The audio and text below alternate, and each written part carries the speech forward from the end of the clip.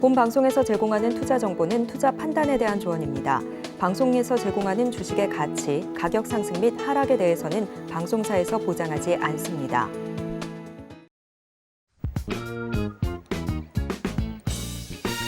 시장의 흐름을 파악하고 수익의 시그널을 읽어라. 마켓 시그널 온앤오프 진행의 문다연입니다. 빠르게 변하는 시장 속에서도 수익의 시그널 보내는 종목과 섹터들이 있는데요. 저희와 1시간 동안 그 수익의 시그널들 확인해 보시길 바라겠습니다. 저희 마켓 시그널 온앤오프 두 분의 전문가님들과 함께하고 있습니다. 금종욱 전문가님과는 시장 전반적인 시황을 짚어볼 거고요. 급등하는 섹터들 분석해 보겠습니다. 또 김선인 전문가님과는 시장의 시그널 이슈를 분석해보고 포트폴리오도 함께 고민해 보겠습니다. 자, 빠르게 이렇게 좀 낙폭이 커지고 있는 시장입니다. 양대 지수 모두 상승부를 키면서 출발을 했는데 10시를 기점으로 해서 하락폭이 다소 좀 커지고 있는 상황인데요. 반도체주들은 상승을 보여주고 있지만 2차 전지들 속에서 좀 하락이 깊어지고 있는 상황입니다. 손실 비중이 커질 수밖에 없는 힘든 시장인데 어떻게 해결하면 좋을지 금종욱 전문가님과 얘기해 보겠습니다. 전문가님 안녕하세요. 네, 안녕하세요. 반갑습니다. 네, 추가 하락에 대한 가능성을 어제도 언급을 해주셨는데 오늘도 약세를 보이고 있습니다. 한 줄 시황평 해주실까요?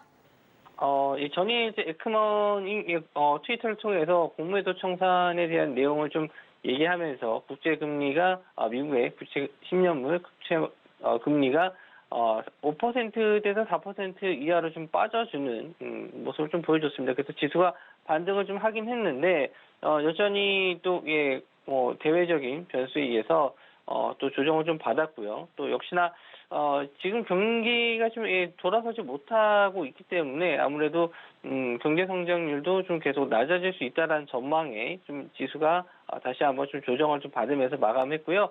하지만 또 최근에 좀 낙폭이 좀 컸었던 지수 흐름이었기 때문에 우리나라 시장 아침 초반 갭상승으로 좀 약간의 갭상승을 좀 출발해서 좀 보여줬습니다만은 여전히 투자 심리가 좀 악화되고 있고 전반적으로 아시아 시장이 좀 약세를 좀 보이면서 다시 한번 좀 저점을 좀 깨는 흐름을 좀 보여주고 있습니다. 별다른 또 악재가 있다, 뭐 이렇게 새로운 악재가 있다라고 보긴 좀 어려워요. 그런데 워낙 또 투자 심리가 또 안 좋기도 하고 또 개인들 반대 매매 물량들도 있기 때문에 여전히 저점을 좀 알 수 없는 시장이긴 합니다만은 일단 뭐 그나마 좀 제가 어제 시장을 좀 보면서 좀 예전에 차트를 보면서 좀 분석을 해봤는데 일단 차트적인 면을 좀 봐서 한번 설명해 드리면은 작년 한 해에 좀 하락폭이 좀 컸었던 구간들이 몇 번 있어요. 또 하락폭이 있었던 구간들이 한 번, 두 번, 세 번 정도 이렇게 크게 한번 세 번 정도의 하락이 있었고 올해는 뭐 크게 하락이 좀 나온 적이 없고 이제 이번에 9월 달부터 나왔었던 하락을 좀 보시면은 대부분 이 하락폭이 대략적으로 한 18%에서 20% 정도 됩니다. 그리고 나서 반등폭이 거의 한 15%에서 12% 정도의 상승이 좀 나와줬어요. 하락 이후에 반등, 이렇게 하락 이후에 반등, 또 하락 이후에 반등, 또 하락 이후에 반등 이렇게 좀 나와줬는데 물론 뭐 올해 들어서 다시 한번 이제 지수가 코스닥 지수가 좀 급반등을 좀 해서 올라오는 모습을 좀 보여줬지만 지금 이제 고점 대비해서 낙폭이 한 18% 정도까지 좀 나와줬기 때문에 일단 거의 이제 하락에 대한 반등 타이밍이 좀 오지 않았나. 물론 오늘 이제 730포인트까지 좀 내려오는 모습을 좀 보여줬고 여기서 추가적으로 좀 밀렸을 때는 한 730까지는 열어둬야 된다. 이렇게 좀 말씀 좀 드렸는데 어쨌든 지금 구간에서는 좀 투매가 좀 거의 이제 끝물이 되지 않을까라고 생각을 해요. 그래서 좀 고통스러운 시간이 좀 계속 이어지고 있습니다만은 지금 와서 뭐 전량 손절하고 일단 시장을 좀 떠나시기보다는 한번 좀 기술적 반등 정도는 기다려 봐야 되지 않을까. 일단 낙폭이 좀 컸기 때문에 일단 반등도 분명히 클 거라고 생각을 해요. 지금은 일단은 뭐 호재 내용은 없지만 어쨌든 악재 내용이 다 나와 준다라고 했었을 때는 분명히 시장 반등이 좀 나올 수 있으니까 지금 와서 좀 포기하기는 좀 이르니까 조금만 시장을 좀 지켜보셨으면 좋겠고요. 코스닥은 좀 2차 전지 관련주들이 좀 약세를 좀 보이기 때문에 낙폭이 좀 큰 반면에 코스피 시장은 그래도 좀 양호한 흐름을 좀 보여주긴 했었거든요. 최근에. 근데 역시나 또 2,400선 무너지고 나서는 어떤 저점을 계속 이탈하는 모습. 그나마 좀 반도체 업종들이 좀 반등을 해주나 싶었는데, 내일 이제 SK 하이닉스의 실적 발표가 있고요. 또 인텔도 실적 발표가 있습니다. 뭐 HBM 관련해서 일단 뭐 잠시 후에 다시 한번 좀 추가적인 내용을 좀 말씀드리긴 할 텐데, 일단 영업이익 같은 경우에는 지난 분기에서 한 26% 정도는 감소할 것이다라고 예상을 하고 있어요. 물론 영업 적자는 이어질 수 있는데 HBM 관련해서 이제 매출 증가와 디램 가격 상승에 의한 뭐 하반기에는 일단 뭐 흐름은 좀 좋지 않을까 했는데 최근에 그 지수 흐름이 약세를 좀 보이는 게 이번 실적 발표의 기대치를 상당히 좀 낮춰가고 있어요. 기업들의 실적이 예상치에 좀 못 미치는 결과들이 좀 많이 나와주고 있고 또 이제 4분기에 대한 실적 우려감, 금리가 계속 높아지기 때문에 뭐 가계 부채도 계속 부담이 되는 것도 사실이거든요. 그래서 하반기에 4분기에 이제 소비 시즌이 될 수 있는 구간인데 여기에 대한 기대감이 좀 낮춰지는 부분 때문에 지수가 더 하락폭을 좀 키워가고 있는 게 아닌가 생각을 하고 있습니다.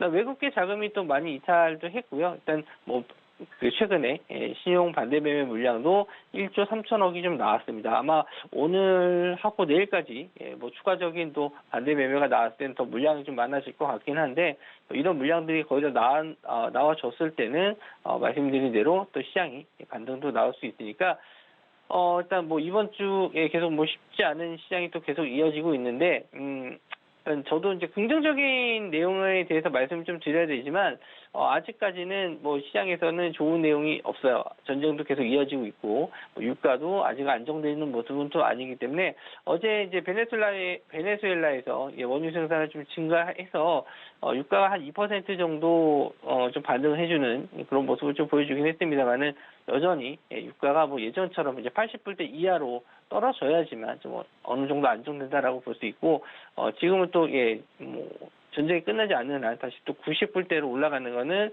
빠르게 또 올라갈 수 있기 때문에 일단 좋은 내용이 없어서 지금은 좀 기다리셔야 되는 것밖에 없습니다. 하지만 이 끝은 분명히 있으니까 지금 그 끝이 거의 다 보인다. 저는 이렇게 좀 보고 있거든요. 그래서 뭐 불안한 마음은 다들 마찬가지니까 이럴 때일수록 같이 좀 힘내 보시고요. 또 시장에 대한 불안심이 있으신 분들은 또 저희 노란석방 들어오셔가지고 같이 한번 좀 혼자서 있으면은 더 좀 판단이 좀 잘 안 서게 되거든요. 그럴 때는 좀 도움을 좀 받아보시는 것도 좋지 않을까. 저도 좀 힘이 될 수 있도록 또 많은 또 정보와 자료 또 같이 또 보내드리도록 하겠습니다. 네, 작년 같은 경우에도 지수가 18%에서 20%가량 큰 조정을 보였던 국면이 3번이 있었습니다. 이후에 12에서 15%가량의 반등이 나왔었는데요. 지금 시점이 그렇게 유사한 흐름으로 이어지고 있기 때문에 지금은 어느 정도 조정의 끈 무렵에 왔다라는 긍정적인 말씀을 남겨주셨고요. 이런 시장 속에서 어떤 섹터와 종목들을 선별적으로 공략하면 좋을지 함께 대응책을 세워보고 싶으신 분들은 금종욱 전문가님의 노란톡방 함께 해주시면 좋을 것 같습니다. 문자 샵 0082번으로 금종욱 보내주시거나 아래 보이시는 QR코드를 스캔하신 뒤에 링크 클릭하시고 입장 코드 1357 누르고 들어오시면 종목별 대응 전략들 함께 세워보도록 하겠습니다.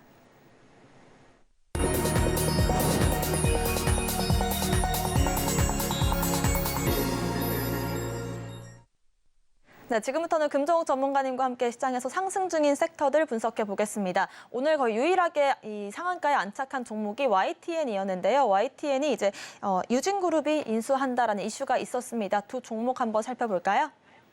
네, 어제 이제 장 마감 이후에 확정이 좀 됐죠. YTN이 유진기업의 매각이 좀 확정되면서 상한가에 들어갔습니다. 아침에 이제 갭상승한 이후에 좀 바로 좀 상한가에 들어갔고, YTN 매각 때는 일단 인수되는 쪽이 호재가 돼서 상승이 나오기도 해요. 그래서 내일도 아마 추가적인 상승은 좀 나올 수 있는데, 일단 차트적으로 봤었을 때는 뭐 전일, 좀 급락이 좀 나왔었죠. 급락이 나왔었다가 오늘 좀 상한가로 들어갔기 때문에 아마 대부분 이제 물려있는 물량들이 아마 내일 차익 실현이 나올 가능성이 좀 높습니다. 한 8,500원까지는 매물대가 좀 있다라고 좀 보실 수 있고요.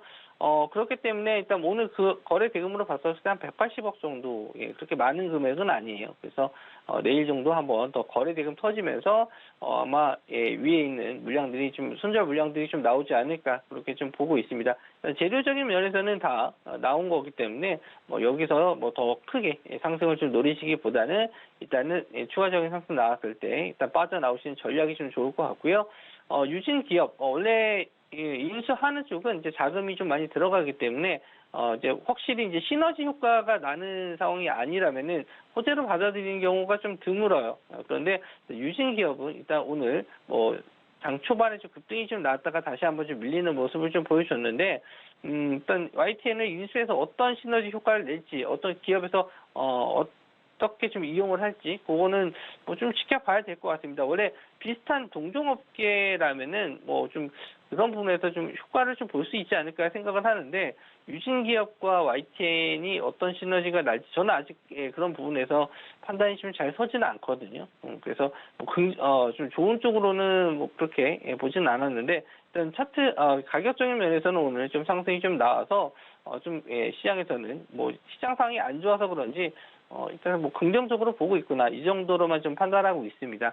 오늘 시가를 좀 유지를 해주고 있어요. 3,900원 자리를 깨지 않고 좀 잘 버텨주고 있기 때문에 뭐 이렇게 좀 지지해서 마감을 해준다라면은 뭐 내일 상승은 좀 나올 수 있겠지만, 오늘 시가 자리를 강한 지지 라인으로 보고 차트적인 면으로는 좀 대응을 해주셨으면 좋겠고요. 아까 말씀드린 대로 일단 매각이 좀 됐기 때문에 뭐 이어서 이제 매각이 좀 될 만한 공영방송 쪽에서는 IMBC도 일단은 뭐 관련주로 좀 엮여서 상승이 좀 나올 수 있고, 뭐 한국중계TV라든지 이런 쪽도 뭐 이슈가 좀 돼서 올라가긴 하는데, 저는 그런 테마는 일단 뭐 그렇게 단기적으로 좀 봐야 되지 않을까, 뭐 길게 끌고 갈 수 있을 만한 테마는 아니기 때문에 일단 뭐 긍정적인 시그널을 좀 보진 않습니다. 그래서 오늘 정도 YTN 같은 경우는 내일 갭상승 이후에 매도 의견 좀 드리고요. 유진기업은 오늘 시가 자리를 지지선으로 보고 대응해 주셨으면 좋겠다, 이렇게 의견 남겨드리겠습니다. 네, YTN 같은 경우에는 급락 이후에 보인 급등이기 때문에 추가적인 상승이 가능할지라도 이번 주 중에 차익 실현 매물이 나올 수도 있다는 점 참고를 하시면서 매매를 하시면 좋을 것 같고요. 두 번째 시그널도 확인해 보겠습니다. 네옴시티 관련주들이 어제 오후장 들어선 좀 약세였는데요. 오늘 오전장에서 다시 한번 시세를 내고 있습니다. 분석해 주실까요? 네, 어제까지만 해도 뭐 그렇게 호재가 받아들여지지 않는, 윤석열 대통령이 이제 사우디와 카타르 방문을 하면서 또 기업들에 대한 MOU 내용들이 좀 나왔죠. 어제는 코오롱 글로벌이 이제 두 개 기업과, 사우디 두 개 기업과 MOU 체결을 맺으면서 상승이 좀 나왔고요. 오늘은 히림이 이제 현대건설과 같이 한번 사우디 기업과 뭐 또 계약 체결을 했기 때문에 이런 내용으로 상승이 좀 나와주는 모습, 그리고 네이버가 역시나 또 네옴시티 관련해서 또 호재 내용이 좀 나와주면서 현대무벡스가 오늘 또 상승이 좀 나왔어요. 그래서 네옴시티 관련주 쪽에서는 뭐 예전에 대장주는 한미글로벌이었는데, 한미글로벌은 그렇게 크게 상승이 나와주진 않고, 오늘은 일단 히림이 대장주로 상승이 좀 나와주는 모습인데, 시장 상황이 그렇게 썩 좋지 못하다 보니까 일단 상한가를 닫지는 못하고 약간 좀 조정을 좀 받는 모습이에요. 그런데 내용을 좀 봤었을 때는 일단은 이제 윤석열 대통령이 이제 뭐 다시 한번 사우디 갔다가 돌아오시는 그 기간 이제 내일 다시 돌아오거든요. 그렇게 되면은 단기적으로는 재료 소멸될 가능성이 있어요. 그러니까 우리가 연속성을 가지고 테마를 봐야 될 때는 그러니까 추가적으로 내용이 더 뭔가 나올 게 있어야지만 기대감을 갖고 볼 수 있는데, 지금 이 네옴시티 관련해서 물론 계속 공사는 진행 중에 있고 뭐 계약 체결로 인해서 매출은 나올 수 있는데, 뭔가 좀 우리가 확인할 수 있을 만한 기사 내용이 더 나올 수 있냐, 이런 걸 봤었을 때는 없다라는 거죠. 돌아왔었을 때 이제 계약 맺었네, 뭐 MOU 맺었네, 이걸로 이제 끝이라는 거예요. 더 이상 추가적인 내용이 더 나오려면은 뭔가 좀 새로운 이슈들이 더 나오거나 일정이 좀 잡혀 있어야 되는데 그런 게 아직 없어요. 그렇기 때문에 일단은 오늘이나 내일 정도까지는 보실 수 있겠지만 일단 추가적인 더 뭐 스윙으로 며칠 더 보실 수 있는 내용은 아니기 때문에, 일단 추가적인 상승, 오늘 뭐 히림이 상한가를 들어간다면 내일 정도 하루 정도 더 상승을 좀 기대해 볼 수 있겠지만, 오늘 상한가를 닿지 못하고 좀 조정을 좀 받으면서 마감을 하면은 아마 내일 조정이 좀 나올 수 있으니까 그런 부분은 조심을 해주시는 게 좋겠다 이렇게 볼 수 있고요. 일단 차트적으로 봤었을 때는 좀 긍정적인 내용은 일단 8,000원대부터 지금 뭐 10,000원대 구간까지 이렇게 좀 박스권에 이 저항대 매물이 있었는데 요거를 오늘 강한 거래 대금으로 다 뚫었어요. 요거는 굉장히 좀 좋은 시그널이거든요. 여기 있는 매물을 다 소화해주면서 올렸다는 거는 어쨌든 추가적인 상승에 대한 기대감을 갖게 하는 차트긴 한데 뭐 오후장까지 이게 좀 지지할지는 모르겠습니다. 오후장까지 요 가격대를 유지해 준다면 내일 한 번 더 추가적인 상승은 좀 나올 수 있는데 최근에 이제 거래 대금이 좀 많이 터져 있는 종목이기 때문에 충분히 뭐 더 올라갈 수 있을 만한 자리는 있어요. 근데 더 올라가려면 말씀드린 대로 뭔가 추가적인 모멘텀이라든지 이슈 내용이 좀 나와줘야 된다. 근데 아직까지는 그런 내용을 제가 확인은 못했거든요. 그렇기 때문에 일단 방안에서 이제 방문해서 좀 돌아오는 이 시기에는 조정이 좀 될 수 있다라는 점. 그런 부분 좀 체크해 주셨으면 좋겠고요.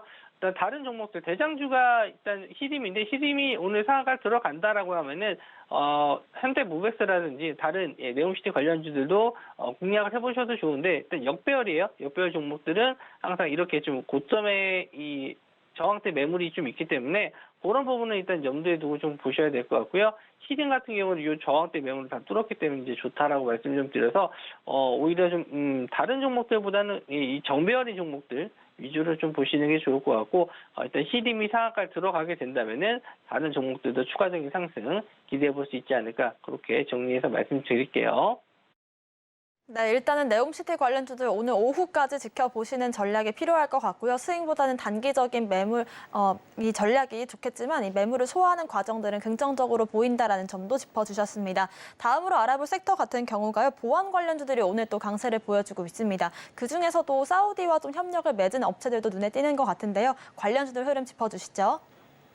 네, 어제 이제 시간 외로 올랐었던 종목이 이제 시큐레터입니다. 시큐레터가 사우디 기업과 이제 보안 계약을 좀 맺으면서 어제 시간 외로 상한가 들어갔고 오늘도 역시나 좀 급등이 좀 나왔다가 윗꼬리를 달면서 좀 내려왔어요. 그래서 일단 호재 내용으로는 뭐 대장주도 될 수 있겠다 싶었는데 일단 뭐 이렇게 윗꼬리를 달고 내려왔다는 거는 시장에서는 그렇게 썩 호재로 받아들이지 않는 그런 모습이다라고 볼 수 있고요.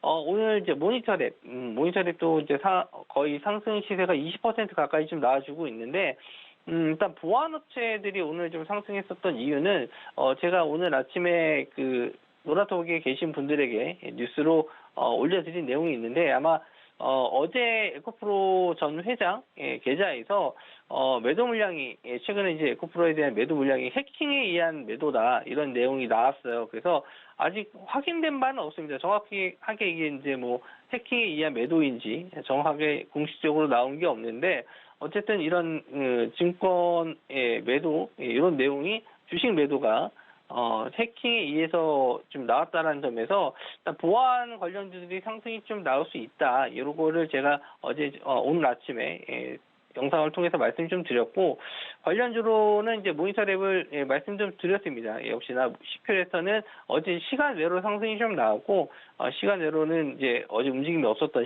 모니터랩도 관련주로 좀 보실 수 있다라고 말씀 좀 드렸는데 차트적으로는 이 역배열을 제가 좀 좋아하지는 않아요.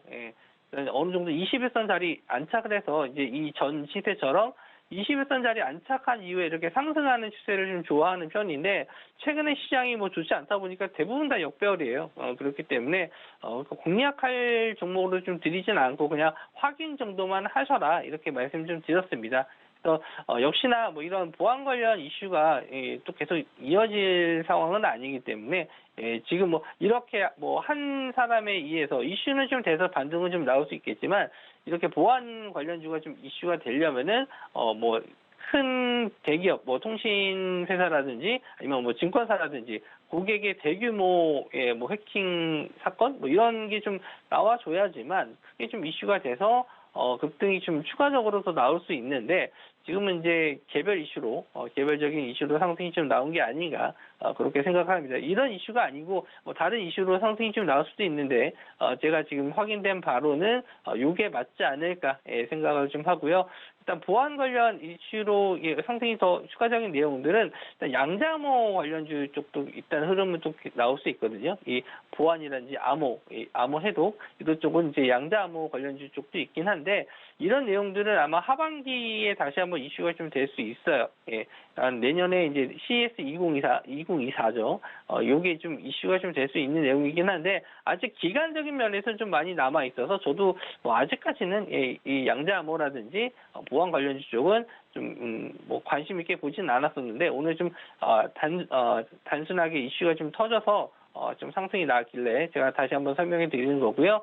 일단 뭐 오늘 전반적인 내용들 테마들을 봤었을 때 단기적으로밖에 볼 수 있는 단기적으로 봐야 하는 테마들이 대부분입니다. 그러니까 전쟁이라든지 지금 시장에서 관심을 좀 많이 받을 수 있는 게 전쟁 관련주라든지 유가 관련주 이런 쪽은 연속성을 가지면서 좀 볼 수 있는데 오늘 말씀드린 내용들은 거의 하루 정도는 하루 이틀 정도 볼 수 있는 테마라서 일단 길게 보시기는 좀 애매한 종목들이니까 일단 뭐 관심 종목에 넣어두시되 뭐 매매 관점으로는 안 보시는 게 좋지 않을까 이렇게 좀 말씀 좀 드리고 싶고요. 어제 제 공략주로 좀 오늘 어제 오늘 중에 좀 드린다라고 말씀 좀 드렸었는데 오늘 이제 DIT를 좀 공략주로 좀 드렸어요. 이 종목은 한번 공략을 했었죠. 공략을 해서 추세를 좀 한번 좀 먹고 좀 수익을 좀 드렸던 종목인데 오늘 좀 눌림목을 좀 주면서 오늘 시장 대비해서도 양호한 흐름이에요. 물론 음봉이긴 한데 그래도 플러스 2%대 지금 지수 빠지는 것 대비해서도 양호한 흐름이고 DIT 같은 경우는 레이저 어린이 뭐 HBM3 관련주로 좀 보시면 될 것 같은데 이제 SK 하이닉스 쪽으로 엮여 있는 종목입니다. 그렇기 때문에 내일 하이닉스 실적 발표 그리고 인텔의 실적 발표 뭐 이런 것들도 이제 반도체 업종이 그나마 지금 시장에서는 볼 수 있을 만한 종목으로 좀 보고 있기 때문에 좀 DIT 지금 공략적으로 좀 드렸고 지금 뭐 매수하신 단가 추천드린 단가 뭐 자리에서 이렇게 횡보하고 있지 뭐 더 밀리진 않고 있습니다. 딱 지금 시가 부근에서 제가 보고 좀 드린 종목인데 일단 뭐 전저점을 깨지 않는 한 한번 내일 정도 반등을 좀 기대해 볼 수 있지 않을까. 그리고 SK 하이닉스 실적 뭐 아니더라도 일단은 HBM 쪽으로는 계속 관심을 좀 가져야 되는 종목이긴 한데 시장 상이 너무 안 좋아요. 그래서 일단은 단기적인 상승이 나왔을 때는 차익 실현을 좀 해주시는 게 좋지 않을까. 그래서 그런 전략 부분에 대해서는 제가 노란톡방 들어오시면 다시 한번 말씀을 좀 드리도록 하고 일단 뭐 내일까지는 한번 기대해 보셔도 좋을 것 같네요.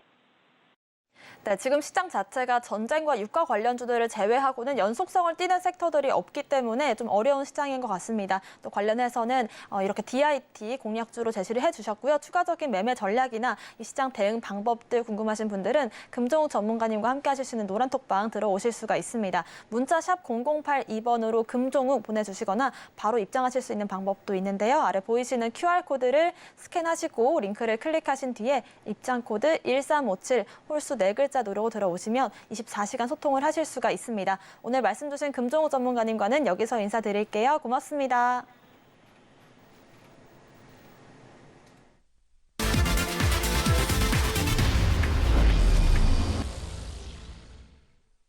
네, 지금부터는 김선윤 전문가님과 함께 시그널 이슈를 분석해보고요. 포트폴리오도 함께 고민해보겠습니다. 김선윤 전문가님 모셨습니다. 어서 오세요.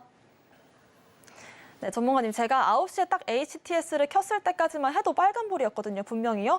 10시를 기점으로 해서 갑자기 빠져요. 네. 지금 지수 상황 한번 짚어주시죠. 네, 아침부터 좀 나왔던 소리는 그 푸틴 대통령의 건강 이상설이 좀 있습니다. 그래서 뭐 심정지 상태로 발견됐다가 다시 조금 뭐 회복을 했다 이런 얘기가 돌고 있기도 하고 뭐 기사 상황은 그러해요. 그래서 아직까지는 좀 상황을 좀 봐야 될 것 같긴 한데 뭐 그에 따른 영향인지 여부는 조금 뭐 잘 모르겠지만 어쨌든 좀 시장에 전체적으로 딱히 그렇게 긍정적인 상황은 아닌 것 같습니다. 그리고 또 하나 중요한 점이 있는데요.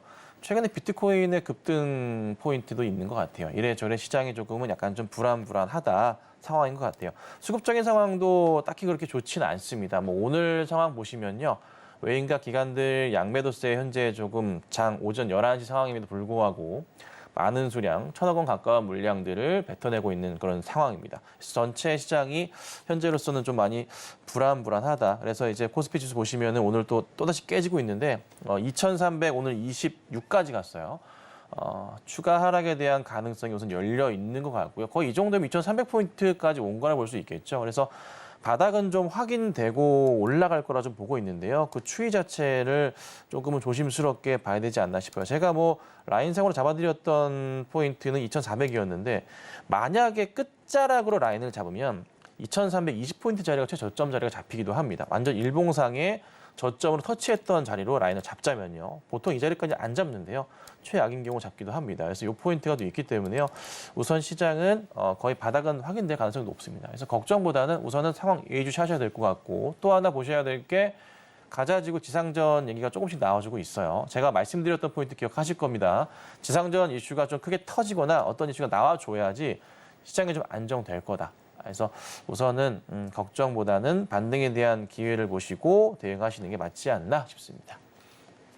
네, 지금 대외적으로 좀 지적을 해주시는 그런 이슈들에 대해서 앞으로도 저희가 분석 이어가도록 할 테니까요. 시황 매일 오전에 함께 체크를 해보고 싶다라고 하시는 분들도 김선윤 전문가님의 노란톡방에서 확인이 가능하십니다. 아래 보이시는 QR코드를 스캔하신 뒤에 입장코드 1357 누르고 들어오시거나 문자샵 0082번으로 김선윤 보내주시면 되고요. 저희는 오늘의 시그널 이슈 화면으로 만나보겠습니다. 오늘의 오전 시그널 이슈입니다. 국채금리 불안과 비트코인 강세를 짚어볼 텐데요. 국채금리가 소폭 하락했다고 할지라도 미국 10년물 국채금리가 5%를 넘기도 했었고 여전히 높은 수치입니다. 반면 비트코인은 오늘 오전 현물 ETF 관련 소식에 10% 넘는 상승을 보이기도 했는데요. 오늘은 이 두 가지 이야기 나눠보겠습니다. 네, 오늘 오전 비트코인이 현물 ETF 관련된 소식 속에 강세를 보였습니다. 아무래도 주식시장이 좋지 않은 상황 속에서 이렇게 코인들이 급등을 보이기 때문에 좀 그쪽으로 눈이 간다라는 분들도 계실 것 같은데요. 지금 이 상황 어떻게 보면 좋을까요? 네, 지금 이제 국채금리 불안에 대한 부분도 있고 또 하나 이제 시장 상황이 좀 안 좋다 보니까 비트코인이 조금 상당히 좀 최근 들어서 급등하는 경향이 좀 있습니다. 특히나 오늘 상당히 조금 많이 오르고 있습니다. 얼마나 많이 오르냐면요. 10% 이상 현재 좀 급등을 하고 있는 좀 그런 좀 상황인데요. 자, 비트코인 상황 좀 차트로 좀 보여드릴게요. 일봉이거든요. 일봉인데요. 이렇게 좀 많이 오르고 있어요. 네, 정말 많이 오릅니다. 주봉으로 잠깐 봐볼까요? 네, 주봉으로 살펴보자면 이런 상황입니다. 그러니까 2022년 거의 연말 바닥 확인되고서요. 2배 이상 상승하고 있고요. 계속 이제 라인으로 보자면 뚫지 못했었던 자리들 요 구간대 가격적으로 한 3만 달러 구간이었는데 오늘 갑자기 좀 급등이 나와주면서 뚫고 가는 모습이 어제 오늘 나타나주고 있습니다. 이게 그 시장 전체적으로 봤을 때 조금 불안 심리 자체가 좀 가중되면서 나타나는 요인 같은데요. 계속 시장이 불안하다 보니까 뭐 금값도 오르고 또 비트코인이 3만 달러를 넘어가면은 뭐 3-4배를 갈 수 있다 이런 얘기를 하시는 분도 유명하신 분도 생기다 보니 점차 이에 따른 그림들이 좀 나오다 보니까 주식은 다시 못 해먹겠어. 이전에 이제 원래 비트코인의 모습으로 돌아가는 모습이 좀 나와주고 있어요. 그러니까 일정 같은 경우에는 최근 들어서는 시장과 좀 연동하는 비트코인의 흐름이었다면은 예전에는 시장이 좀 불안하면서 굉장히 강한 상승을 보였었는데 그게 다시 한번 나타나고 있는 포인트가 좀 나오는 것 같습니다. 시장이 불안할수록 좀 더 강해질 수 있는. 그래서 사실 비트코인 급등을 함에 따라 이 외에 여타 다른 가상화폐들도 상당히 상승을 할 가능성도 보여집니다. 그래서 만약에 비트코인이 ETF 상장을 하게 된다면은 더더욱 강세를 띨 수가 있겠죠. 그게 지금 기다려지고 있는 소스 중에 하나이고 그리고 내년 4월에 또 그 비트코인 채굴에 대한 부분이 상당히 좀 줄어드는 그 감산기인가 제가 알고 있는데요. 그 포인트가 있어서요. 가격은 또 오르지 않을까 생각이 좀 드네요. 그래서 미리 조금 그 부분을 준비하고서 대응하신 분들이 많아지지 않았나 싶습니다. 그래서 한동안은 시장이 좀 불안할수록 가상화폐가 좀 더 상승을 줄 수 있을 것 같고요. 국내 증시가 좀 시장 증시가 좀 회복을 한다면은 그래도 조금 영향은 덜할 것 같은데 한동안 이런 추세가 계속될 것 같습니다. 그래서 혹여나 비트코인에 관심 있으시다면 하시란 말씀은 아니고요. 그냥 한번 추이를 지켜보시는 전략은 필요하지 않을까 하는 생각입니다.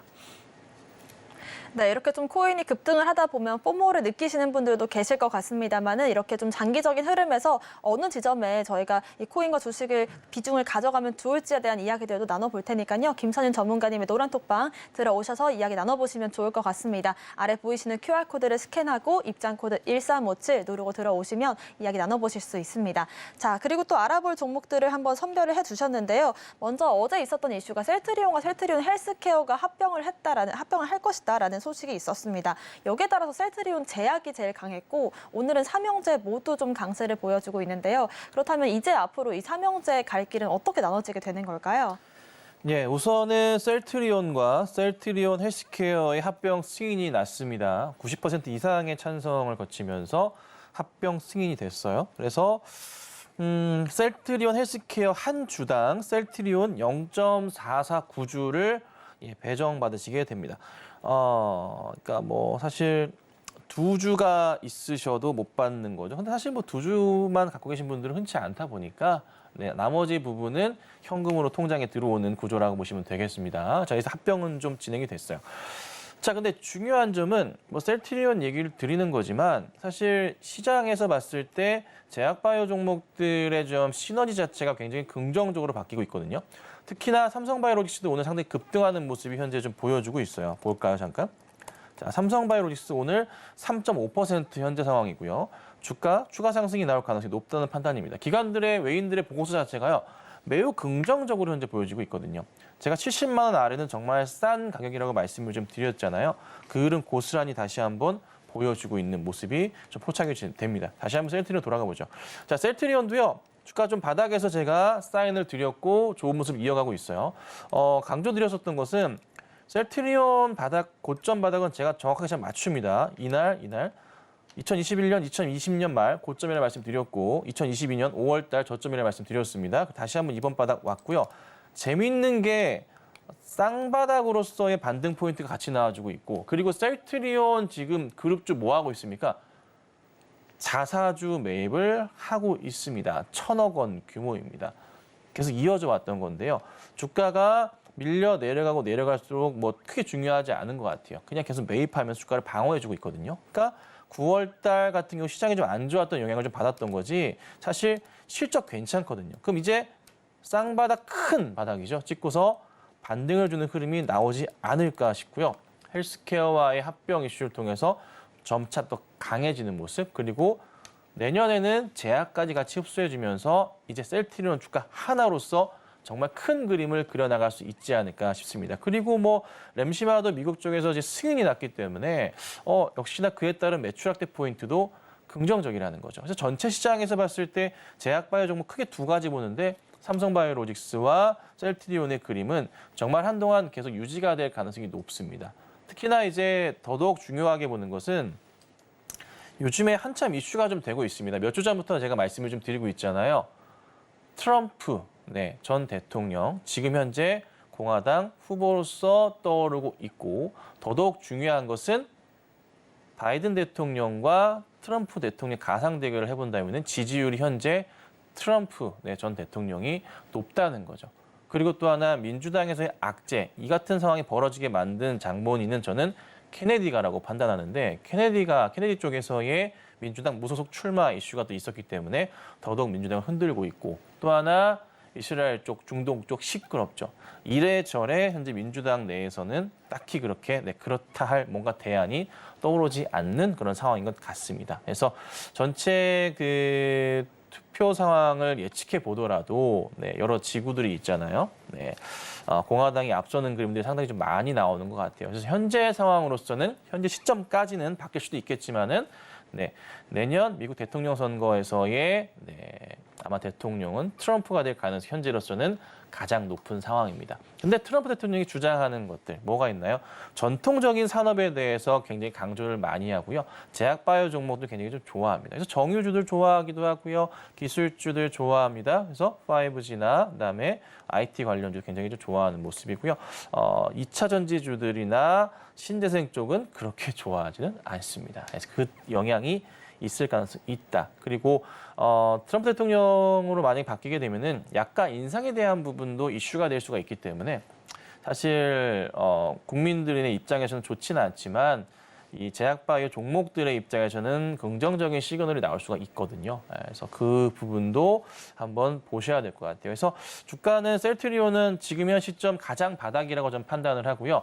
조금 긴 호흡으로 보셔야 됩니다. 자, 차트 한번 볼게요.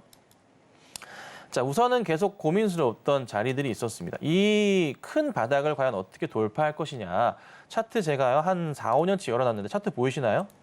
이거 되게 중요한 자리입니다. 자, 2019년도부터 차트인데 이 바닥, 2020년 코로나 때 큰 바닥, 22년 5월 바닥, 지금 바닥이 나왔어요. 자, 이 바닥을 이탈해버린다는 것은 회사가 아예 뭐 신경을 안 쓴다고 볼 수도 있고 버려진 문제가 있다는 건데요. 회사가 지금 상황이 어떤가요? 문제가 있지 않습니다. 매출 굉장히 긍정적인 상황이라는 거죠. 네 번째 큰 바닥을 봤습니다. 여기에서 다시 올라갈 가능성은 당연히 저는 크다고 본다는 거죠. 주가가 문제가 있을 상황이 없어요. 앞으로 일어날 모든 일들이 다 긍정적입니다. 그럼 여기서부터 해서 상승을 주게 됩니다. 자, 그럼 우선적으로 2020년 고점 자리가 얼마나 20만 원 자리입니다. 여기가 한번 올라갔다 깨졌던 자리인데 여기까지의 회복은 순식간에 나올 가능성도 있습니다. 뭐 짧게는 전 6개월 안으로도 보는데요. 그 가능성이 굉장히 크고 그리고 나서 돌파한 이후에 내년 하반기부터의 흐름에서는 다시 이때 20만 원대, 이 30만 원대 흐름을 기대해 볼 가능성도 있다는 거죠. 그래서 우선은 중요한 점은 지금은 확실한 바닥이다. 이 바닥을 다시 한번 다지고 올라가는 그림을 우리가 좀 봐야 된다라고 말씀을 드릴 테니까 걱정보다는 이제는 좀 기다렸던 시간. 뭐 셀트리온 30만 원대 보유하고 계신 분들 많아요. 20만 원대. 이제는 시간이 오는 것 같습니다. 그래서 좀 시간이 앞으로 좀 더 많이 걸리겠지만 걱정보다는 기대감을 좀 더 가지시고 대응하시는 전략이 필요할 것 같네요. 네, 셀트리온 같은 경우는 김선윤 전문가님께서 10년간의 데이터가 있기 때문에 앞으로 어디까지 좀 추가적인 상승이 가능할지와 함께 공략 지점들 함께 체크를 해보시면 좋을 것 같습니다. 두 번째 종목도 선별을 해주셨는데요. 에코프로 같은 경우에는 저희가 150만 원까지 갈 그 광풍의 시기에도 지속적으로 좀 주의 당부의 말씀을 해주셨던 걸로 기억을 합니다. 근 2달가량 좀 하락이 이어져서요. 지금은 고점 대비 50%가량 하락이 나왔습니다. 막대한 손실을 보고 계신 분들 어떤 전략을 세워볼까요? 이게 오늘 보면 에코프로가 지금 70만 원대를 터치했다 깼다가 지금 다시 살짝 회복을 했는데 70만 원대 현재 부근에 움직여주고 있거든요. 그러니까 이게 제가 진짜 여러 차례 강조를 많이 드렸었어요. 방송에서 막 대놓고 제가 부정적으로 얘기는 드리지 못했어요. 근데 쉽지 않다고 말씀 많이 드렸잖아요. 이게 올라갈 가능성보다는 떨어질 가능성이 굉장히 높다. 그러니까 이게 사람을 굉장히 괴롭힐 건데 약간의 등락을 반복하면서 계속 떨어질 가능성이 높아요, 한동안. 그러니까 이게 반등 좀 나오는 것 같지만서 결국 떨어지는 그림이 나온다는 거예요. 계속 강조드리지만 3분기 실적이 안 좋았어요. 리튬 가격 때문에. 4분기도 마찬가지 상황이에요. 그렇죠? 자, 리튬 선물하시는 분들 뭐 이래저래 투자하시는 분들 리튬 쪽으로 갈까요? 안 가요. 유가로 가겠죠. 그렇죠? 지금 중동발 이슈 시끄럽다 보니까 그런 그림이에요. 또 하나 이제 조금 전 말씀드렸던 트럼프 이슈까지 같이 겸해지다 보니까 뭐 내용상으로는 뉴스거리로는 뭐 법안 자체, IRA 법안 자체를 상당 부분 많이 이미 계약이 되어 있기도 하고 정책적으로 영향을 받아서 돈을 많이 받고 있고 트럼프 대통령이 만약에 되더라도 다시 한번 대통령이 되더라도 문제될 건 없다. 영향은 미미할 거다라고는 하지만 사실 그거는 맞는 얘기지만 그냥 달래는 수준인 거예요, 사실. 시장은요, 심리로 움직이는 경향이 굉장히 강하잖아요. 이미 내용은 터지고 있는 거고 4분기 실적 안 좋다는 거 뻔히 나오고 있는 상황인데 이거를 계속 붙잡고 있어야 되나 싶은 거죠. 저 100만 원 이탈 때부터 조심해야 된다라고 말씀을 드렸고 심지어 7월 26일 날 이 고점 자리에서 방송에서도 이거 진짜 위험한 자리다. 사람 많으면 사고 난다라고까지 제가 말씀을 드렸잖아요. 그렇죠? 정말 제가 주식하면서 맨날 얘기하는 거 사람 많으면 무조건 사고 나고요. 거래량 없이 갑자기 급락 나오는 종목들은 굉장히 재미있는 종목들이 나올 수 있는데 이 종목들은 반대라는 거죠. 그래서 저항선으로 잡아드렸던 자리는 제가 100만 원 자리 잡아드렸었고 다시 한번 제가 78만 원짜리도 잡아드렸어요. 기억을 하실 거예요. 78만 원대로 잡아드렸는데 지금 다시 70만 원까지 떨어졌습니다. 자, 그 다음 저항선은 또 얼마냐면 78만 원 이탈하고 깨져버리면 몇몇 저항선들이 나오기는 해요. 근데 좀 짧습니다. 우선은 몇 개 볼게요. 자, 여기 70만 원 이탈 자리 깨지면은 아이고 조금 라인상으로 불안불안한 자리들이 형성이 좀 되고요. 그 다음 자리가 여기 저점 자리 보이네요. 50만 원 자리가 이제 나와 있습니다. 자, 그래도 나름 박스권 자리로 좀 매물백이 두꺼운 자리 여기가 형성은 좀 되어 있는데 근데 이게 버티는 분들도 계시겠지만 물론 지금 현재 에코프로 수익 나고 계신 분들이 더 많아요. 네, 근데 이게 또 역설적으로 수익 나고 있는 상황에서 시장이 안 좋다 보니까 떨어지게 되고 에코프로가 밀리게 되면 정리할 분들도 더 많아지는 거고요. 정리하시는 분들이 호가창으로 많이 보이면 보일수록 더 심리는 무너지게 되는 게 현 차트 상황인 것 같습니다. 그래서 뭐 시장 영향도 있겠지만은 종목이 또 원체 많이 오른 상황이라 정말 주의를 당부드려야 될 것 같아요. 그리고 이게 에코프로 BM인데요. 에코프로 BM 같은 경우는 조금 더 저는 위험하다 생각을 하는 게 차트 라인 보시면요. 여기 자리 형성되어 있어요. 그러니까 여기가 어디냐면 여기 저점 자리, 5월 달에 여기입니다. 네모로 크게 잘 보이게 해드릴게요. 이 자리입니다. 자, 이 자리에 이 라인으로 형성되어 있는데 가격적 전략으로 얼마냐면요. 두껍게 그어드릴게요. 한 21만 원 선입니다. 이 자리를 이탈하게 되면은 공간 자체, 매물벽 자체가요. 보시면 텅 비어 있습니다. 보이시는 바와 같이 그래요. 깨져버리게 되면 얼마까지 떨어질 수가 있냐면은 라인상으로 10만 원대 초반까지 갈 수도 있어요. 그러니까 상황적으로 이래요. 그러니까 무조건 이게 제가 뭐 에코프로 떨어질 수 있다고 얘기 드리지만 욕하시는 분들도 있을 거예요. 그런데 이 얘기를요, 제가 몇 달 전부터 말씀드릴 거예요. 에코프로 BM은요, 30만 원짜리 조심해야 된다.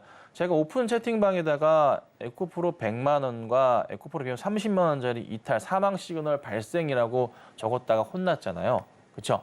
그런데 지금 보시면은 그대로 지금 이어지고 있는 거예요.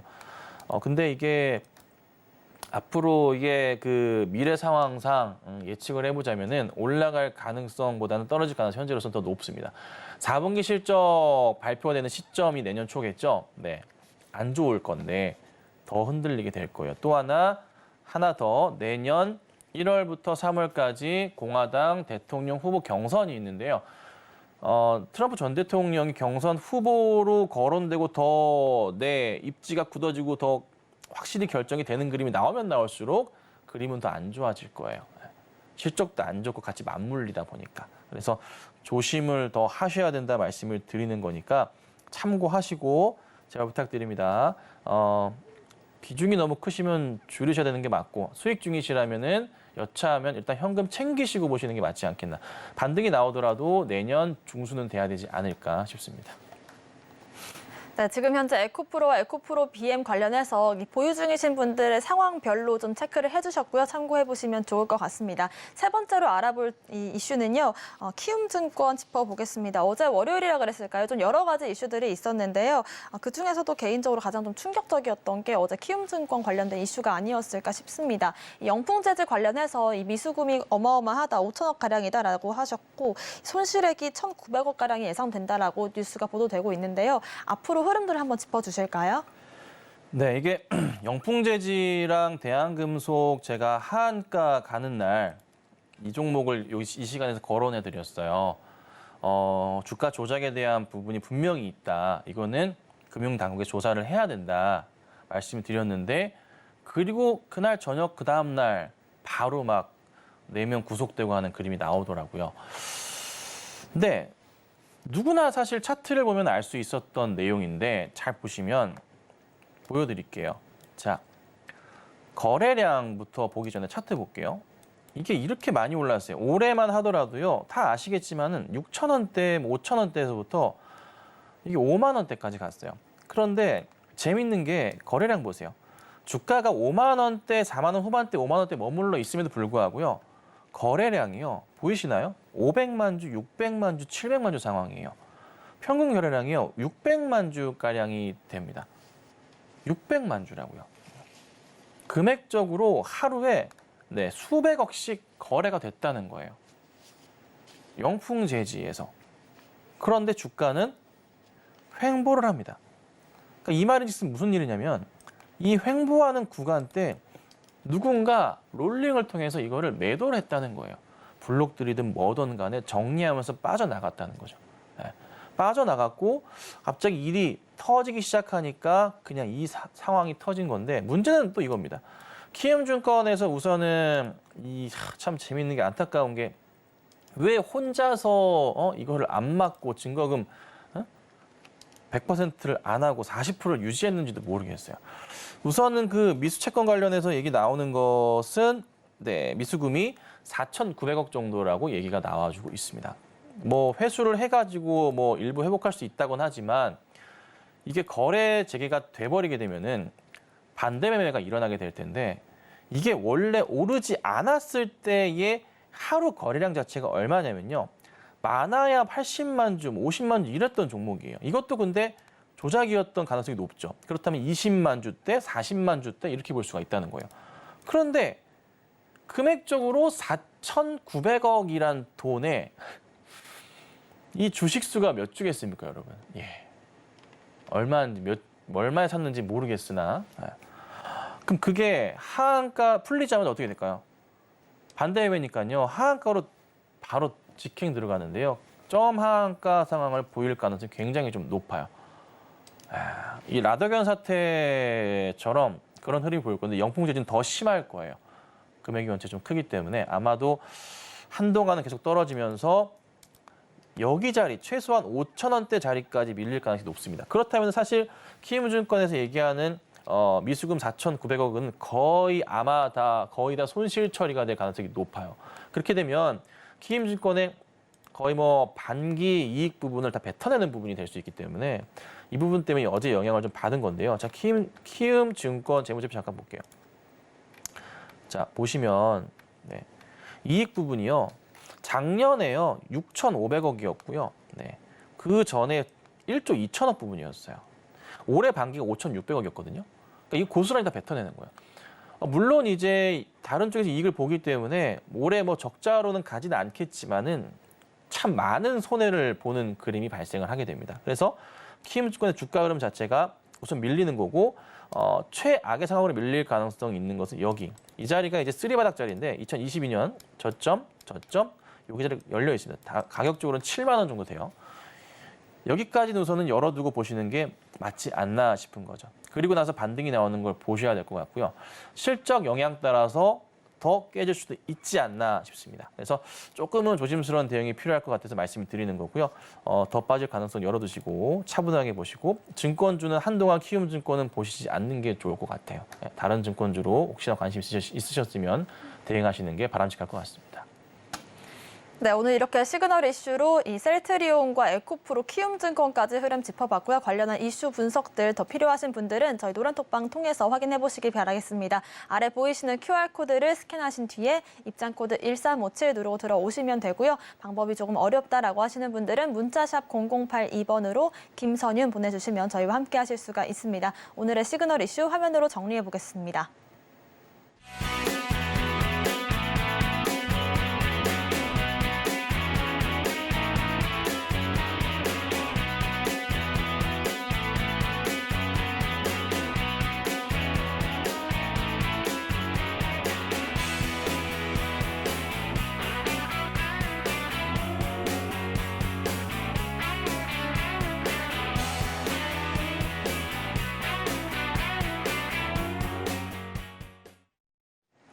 네, 다행스럽게도 그래도 저희가 방송을 하는 중에 낙폭을 좀 줄여주는 모습이 나와주고 있는데요. 오후장 전략도 한마디로 정리를 해주실까요?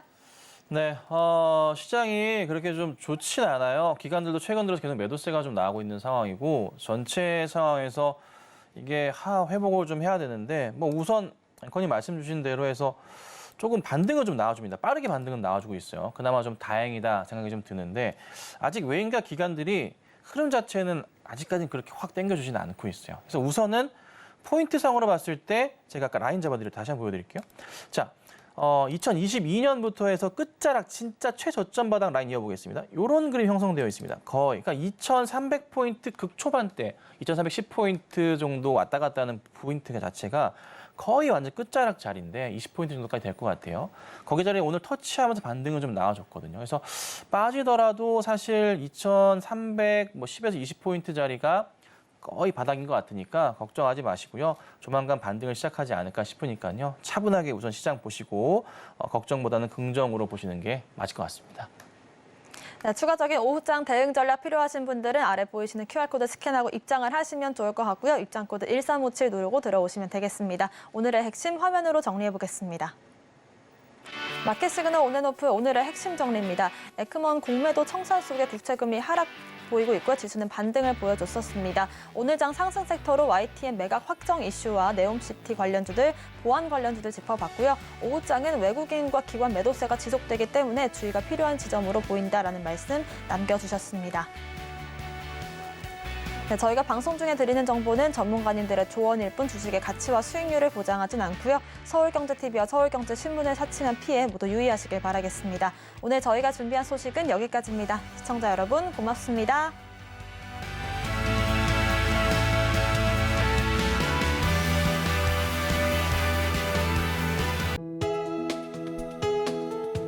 본 방송에서 제공하는 투자 정보는 투자 판단에 대한 조언입니다. 방송에서 제공하는 주식의 가치, 가격 상승 및 하락에 대해서는 방송사에서 보장하지 않습니다.